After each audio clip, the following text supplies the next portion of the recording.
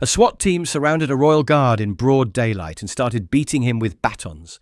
Right in front of hundreds of tourists, cameras rolling, children watching. The guard never moved, never fought back, never even raised his hands to defend himself, till they crossed one final line.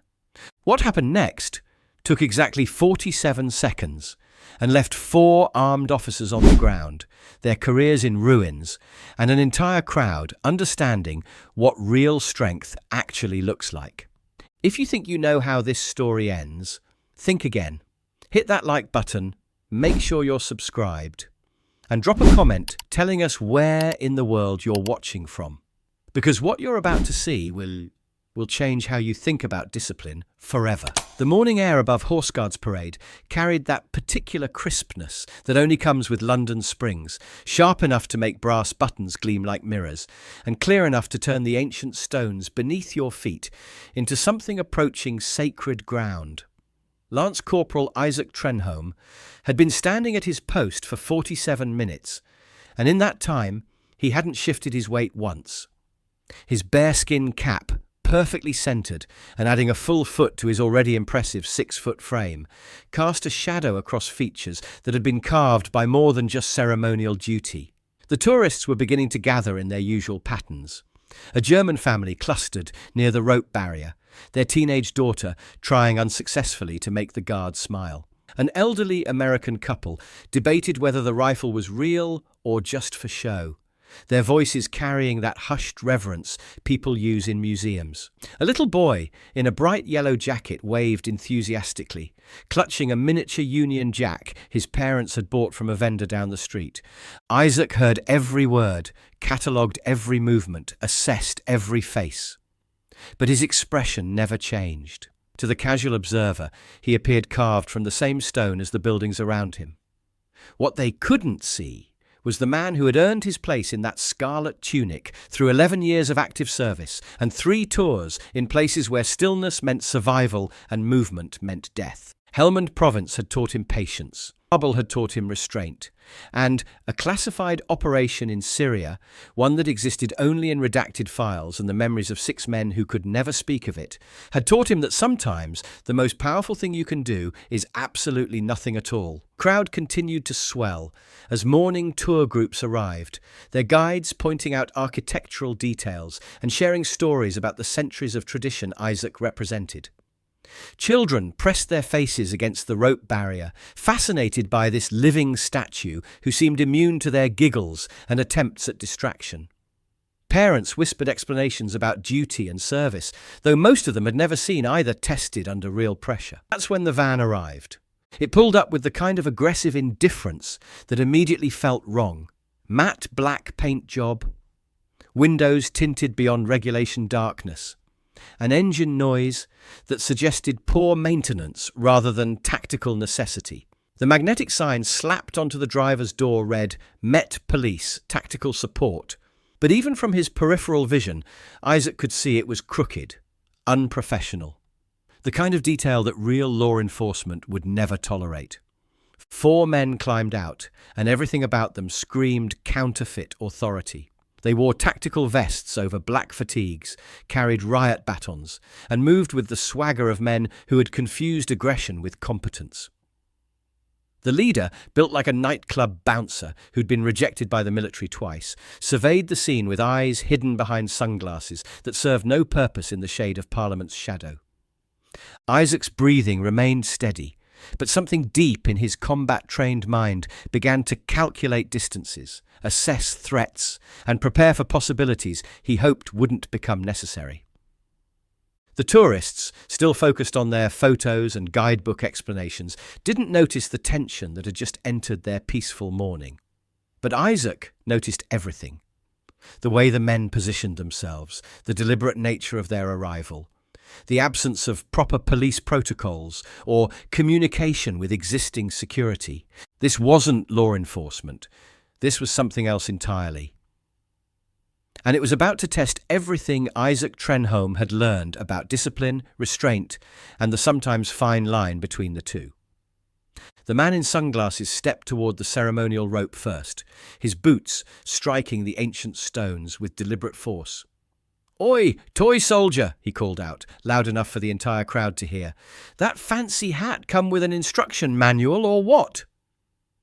Scattered nervous laughter rippled through the tourists, most of whom hadn't yet understood what they were witnessing. A mother pulled her young son closer, sensing something wrong, even if she couldn't name it. The German family stopped taking photos, their faces reflecting growing confusion. Isaac remained motionless. His training had prepared him for hecklers, for drunk tourists, for protesters with political agendas, but it had also taught him to recognize genuine threats masked as something else. These men weren't random troublemakers. They had arrived with purpose, position, and equipment that suggested planning rather than impulse. A second officer, tall, wiry, with tattoos snaking out from beneath his sleeves, cupped his hands around his mouth theatrically. "Anyone home in there? Blink twice if you're still breathing, mate." More uncomfortable chuckles from the crowd, but now people were starting to step back. The elderly American woman whispered to her husband, "Harold, something's not right about this." Her instincts, honed by decades of reading people and situations, had picked up on what younger tourists were still missing. The third officer checked his watch with exaggerated concern. "We've been standing here for 3 minutes now. Complete non-compliance with law enforcement presence. You seeing this?" "Yeah," replied the fourth, who had been chewing gum throughout the entire display. "Refusing to acknowledge authorized police inquiry, that's obstruction at minimum."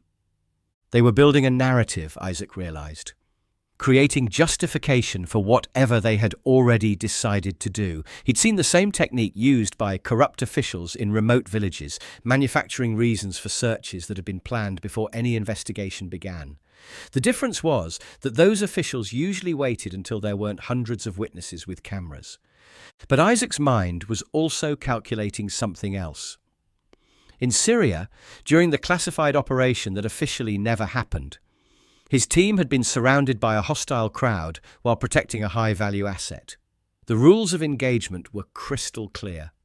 No escalation unless absolutely necessary, because any violence would be used as propaganda against British forces.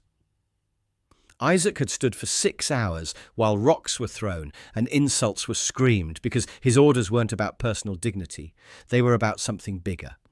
The mission had succeeded because he didn't take the bait. 23 civilians were evacuated safely because one soldier understood that restraint could be a weapon more powerful than any rifle. The leader moved closer to the rope barrier, his voice taking on a more official tone that fooled no one who had actually worked with real law enforcement. "See, what we've got here is a potential security threat. Unresponsive individual in tactical position, refusing to comply with police authority, could be carrying concealed weapons, could be planning something." A father in the crowd spoke up, his voice carrying parental authority mixed with growing alarm. "Officer, he's just doing his job. The guards aren't supposed to move or speak during ceremonial duty." The man in sunglasses turned toward the voice with predatory focus. "Sir, I'm going to need you to step back and let us handle this security assessment, unless you want to be considered part of the obstruction." That was the moment the crowd's confusions transformed into fear. Children began crying. Several families started backing away from the rope barrier. Phones that had been casually recording tourist moments now focused with the urgent intensity of people documenting something that felt dangerous and wrong. But a few stayed. An older man wearing a veteran's beret remained at the front of the crowd, his eyes fixed on Isaac, with recognition that transcended generations. A young woman, barely out of university, kept her phone steady despite her shaking hands, somehow understanding that what she was recording might become important evidence. Isaac absorbed every detail while maintaining his perfect stillness. The positioning of the 4 men, their lack of proper identification beyond the crooked magnetic sign, the absence of any radio communication with actual police dispatch. Most importantly, the growing aggression that suggested they had crossed a point of no return in whatever plan they had constructed. His combat experience in Syria had involved situations where hostile forces had impersonated Allied units to gain access to secured areas.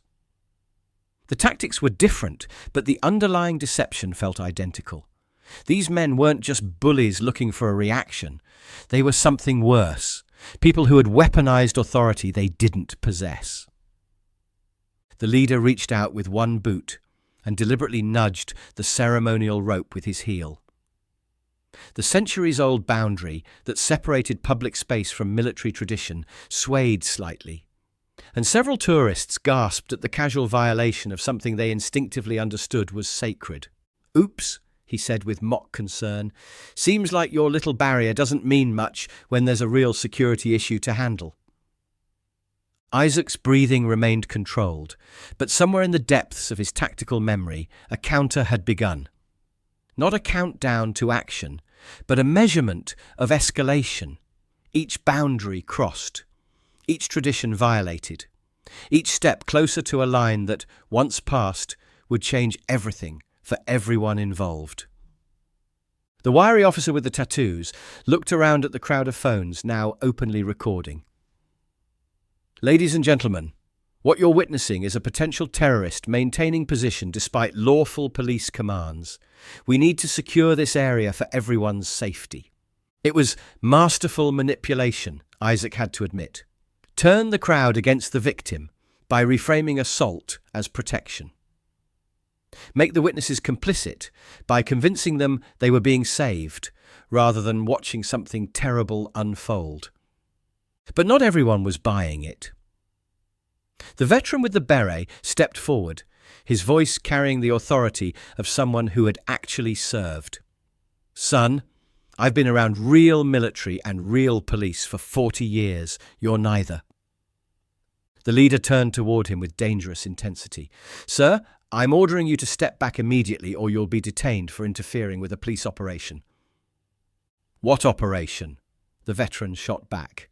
"You've got no backup, no communication, no proper identification, and no jurisdiction over ceremonial guards.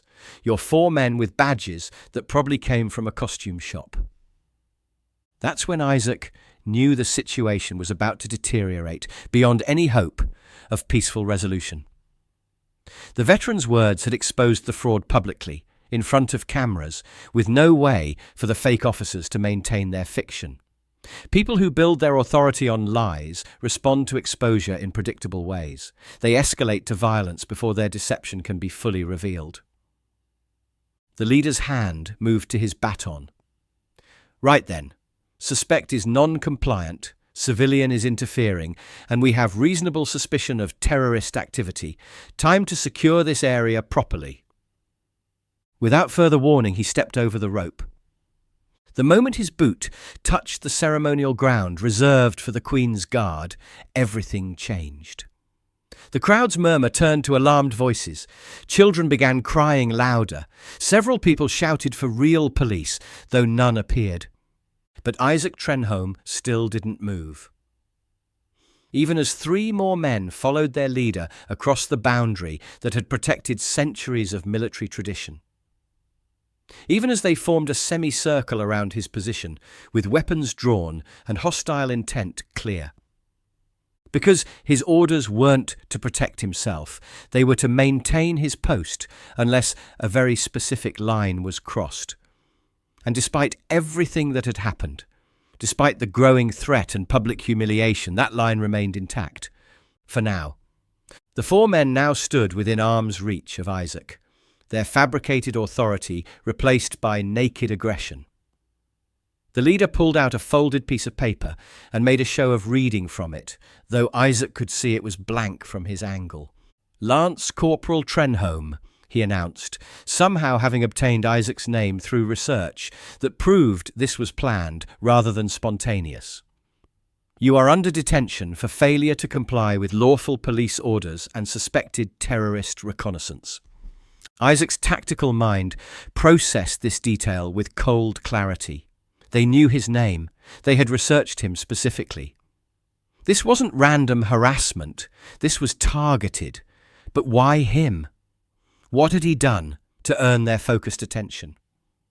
The answer came with the leader's next words, spoken loud enough for the cameras to catch, but with a bitterness that revealed the real motivation.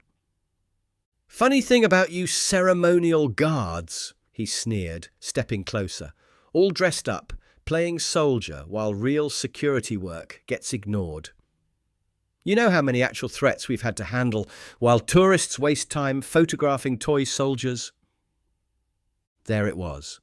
Professional jealousy wrapped in fake authority. These men, probably real security contractors or low-level police who'd been dismissed or demoted, saw Isaac's uniform and discipline as a mockery of their own failures. They weren't here to arrest a terrorist. They were here to humiliate someone who represented everything they wished they could be, but never would. The crowd erupted in confused protests. The veteran with the beret shouted, "This is illegal detention!" Several voices called for real police. A woman screamed for someone to call the authorities, not understanding that what she was witnessing was precisely what happened when authority itself became the threat. Isaac remained perfectly still. His tactical mind continued calculating, but his orders remained clear. Maintain position. Represent the crown. Embody the discipline that separated civilization from chaos. Do not react unless the ultimate boundary was crossed. The leader stepped closer, close enough that Isaac could smell coffee and anger on his breath. "I said you're under detention, soldier boy. Are you going to comply, or do we need to make this physical?" Still no response. Isaac's eyes remained fixed straight ahead, though every muscle in his body was now coiled with preparation he hoped wouldn't become necessary. That's when the leader made his first mistake. He reached out and shoved Isaac hard in the shoulder, causing him to stagger slightly before regaining his perfect posture. The crowd gasped collectively, understanding they had just witnessed an assault on someone who couldn't defend himself. "There we go," the leader grinned, "resisting detention. Now we can do this the hard way." The second officer drew his baton and swung it hard into Isaac's ribs, just below the pristine red wool of his tunic. The impact resonated through the courtyard like a gunshot. Isaac's body absorbed the blow without sound, but a thin line of blood appeared at the corner of his mouth, where he had bitten his tongue to maintain silence. A woman in the crowd screamed. Several people started pushing away from the rope barrier, no longer wanting to witness what was happening, but others pressed closer, their phones capturing every second of violence against someone who had taken an oath never to fight back. The third officer moved behind Isaac and wrapped his arm around his throat in a chokehold that would have dropped most civilians immediately. Isaac's training allowed him to maintain consciousness and posture, but the pressure was enormous. His vision began to narrow, but his boots remained planted, his rifle remained positioned, his discipline remained absolute. The fourth officer, the one who had been chewing gum throughout the entire encounter, wound up and punched Isaac across the jaw with a sound that carried across the entire courtyard. Isaac's head snapped sideways, his bearskin cap tilted but didn't fall, and blood began flowing freely from his split lip. Through it all, Isaac Trenholm never made a sound, never raised his hands, never broke the position he had maintained for nearly an hour of ceremonial duty. The crowd's reaction was visceral and immediate. A middle-aged woman pressed her hand to her mouth, tears streaming down her cheeks as she watched someone absorb violence he couldn't return. The German family's teenage daughter, who had been trying to make him smile just minutes earlier, now stood frozen with horror, understanding for the first time what duty could actually cost. Most telling was the veteran with the beret.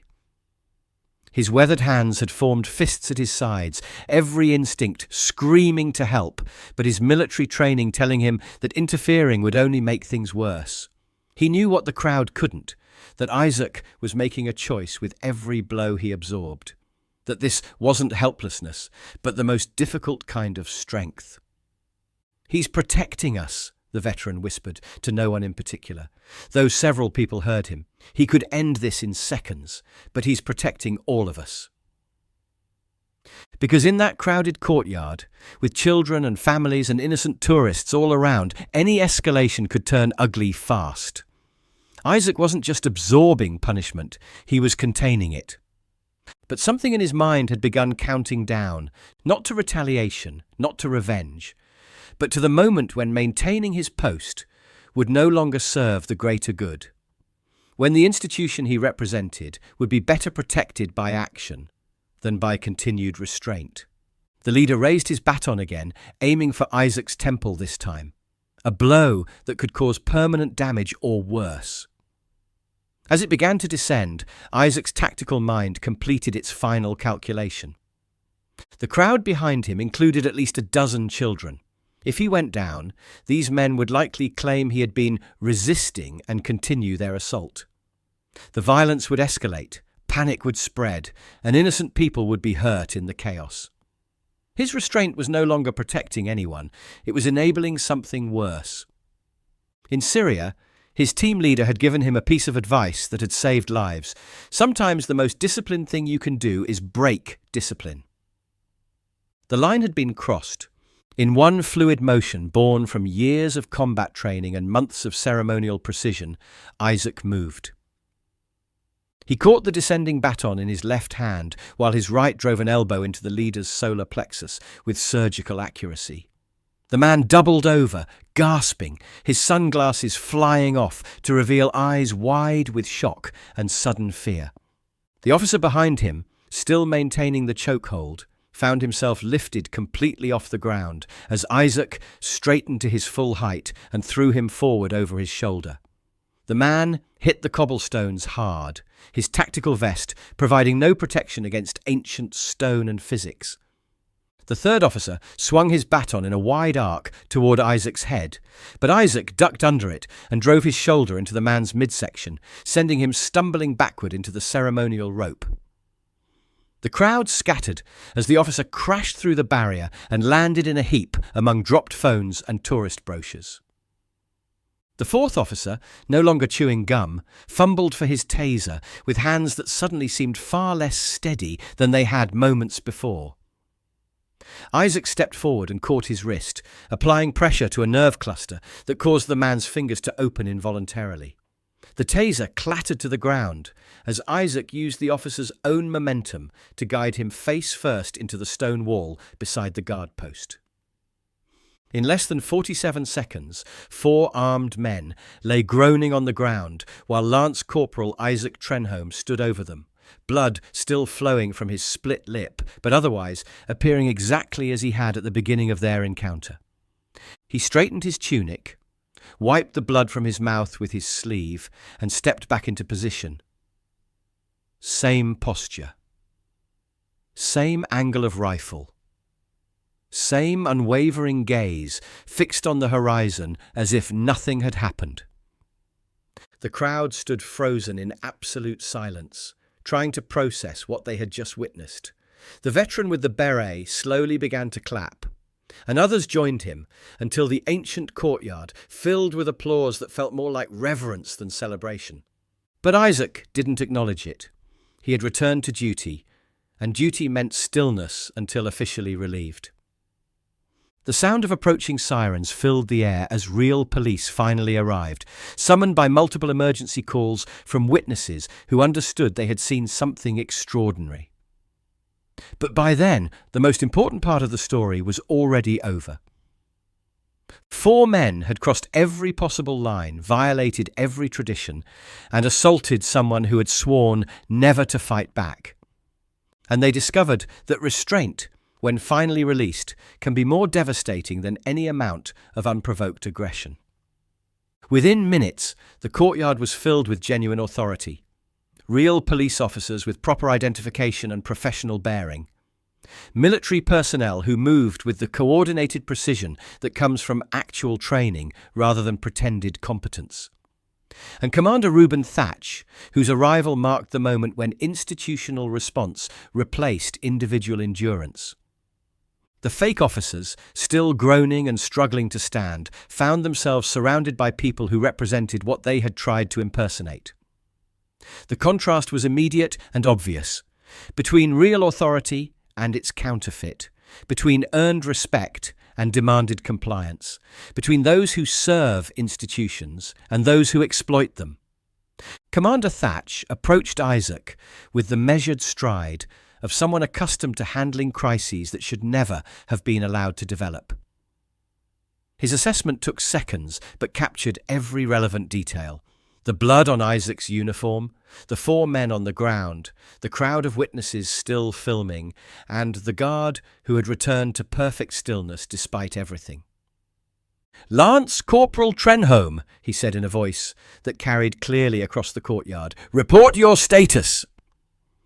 Isaac's response came in the clipped military cadence that conveyed maximum information with absolute precision. "Unprovoked assault by 4 individuals impersonating police officers, sir. Sustained multiple impacts to head and torso. Responded with calibrated force when threat escalated to potentially lethal levels. Weapons discharged by either side?" "Negative, sir." "Civilian casualties?" "None, sir." Commander Thatch nodded once, then turned to address the crowd and cameras that continued recording. "What you have witnessed," he announced, his voice carrying the authority of someone who didn't need to raise it to be heard, "was an unprovoked assault on a serving member of Her Majesty's Guard by individuals with no legitimate law enforcement authority. Their actions violated multiple laws regarding impersonation of police officers, assault on military personnel, and interference with ceremonial duties." He paused, allowing his words to be absorbed by witnesses who were still processing what they had seen. The restraint shown by Lance Corporal Trenholm represents the highest traditions of military discipline. He endured assault without retaliation until the threat escalated to a level where action became necessary to protect not only himself but the institution he represents and the civilians present. The fake officers were handcuffed and led away, their earlier swagger replaced by the pale realization that their careers in whatever security jobs they actually held were over. Impersonating police officers was a serious felony. Assaulting military personnel was worse. Doing both on camera in front of hundreds of witnesses was career suicide. But Commander Thatch wasn't finished. As the Royal Military Police processed the scene, he addressed the crowd one final time. "I want everyone here to understand what you've witnessed today," he said, his voice carrying across the courtyard with unmistakable authority. "These men will face charges for impersonating police officers, assault on military personnel, and conspiracy to commit both. The maximum sentence for impersonating a police officer is 6 months imprisonment. Assault on a serving member of the armed forces carries up to 7 years. He paused, letting the numbers sink in. But more than that, they've revealed something about themselves that no sentence can fix. They saw discipline and mistook it for weakness. They saw restraint and thought it meant helplessness. They looked at a decorated combat veteran and saw someone they could bully. The crowd was completely silent now, understanding they were hearing something important. Lance Corporal Trenholm served 3 tours in active combat zones. He's seen real violence, faced real threats, and made real sacrifices for his country. These men spent their morning planning to humiliate someone who's forgotten more about actual courage than they'll ever know. Commander Thatch's words carried a weight that went beyond legal consequences. These men hadn't just committed crimes, they'd revealed the fundamental emptiness at their core. Commander Thatch approached Isaac one final time, his expression mixing pride with concern. "You'll need medical attention for those injuries." "I can complete my duty rotation, sir," Isaac replied without moving. "That won't be necessary, you've done more than enough." But Isaac remained at his post until the official relief arrived 20 minutes later. Even then, his replacement had to physically tap him on the shoulder before he would step down from duty. As he finally walked away from the position he had maintained through assault, humiliation, and vindication, the crowd continued watching in respectful silence. Several people attempted to approach him, wanting to shake his hand or express their admiration. But Isaac continued walking with the same measured pace he had used to approach his post hours earlier. The story would spread across social media within hours. The video would be viewed millions of times. News organizations would analyze every second of footage, interviewing witnesses and experts about the meaning of what had occurred. But Isaac Trenholm wouldn't see any of it. He would spend the next few hours in a military medical facility, having his injuries documented and treated. Then he would return to barracks, write his incident report in the same precise language he had used for Commander Thatch, and prepare for his next duty rotation.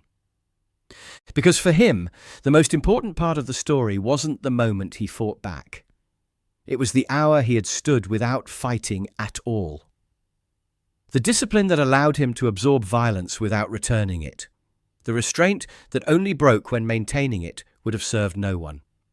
The crowd eventually dispersed, but their understanding of what they had witnessed would remain. They had come expecting to see a ceremonial performance, and instead witnessed something far more profound: the difference between genuine strength and its imitation, between earned authority and its counterfeit, between those who serve something larger than themselves and those who serve only their own need for power. And at the center of it all had stood one man who proved that sometimes the most powerful thing you can do is nothing at all. Until the moment when action becomes not just necessary, but inevitable. What would you have done if you witnessed this assault happening right in front of you? Do you think Isaac waited too long to defend himself, or was his timing perfect? Should people who impersonate police officers to attack military personnel ever be allowed to work in security again?